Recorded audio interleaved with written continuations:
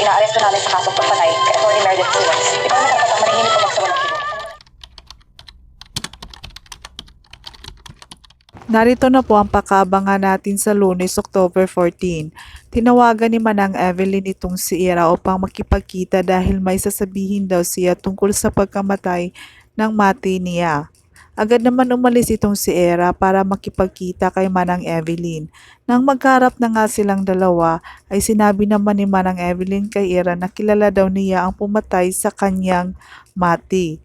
At nang banggitin na nga ni Manang Evelyn ang pangalan ni Lilet, ay nagulat itong si Ira dahil hindi nga siya makapaniwala sa sinabi naman ng Evelyn na kayang patayin ni Lilet ang sarili niyang ina. Dahil napaniwala nga ni Manang Evelyn itong si Ira ay sinamahan nga siya dito sa presinto upang isalaysay ang pangyayari sa pagkamatay ng kanyang mati.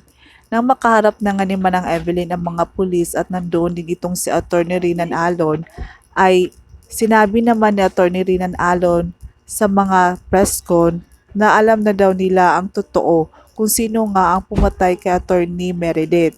At nakita naman ito ni Lilet sa television at nagtaka nga siya bakit hindi nga siya sinabihan ni Ira.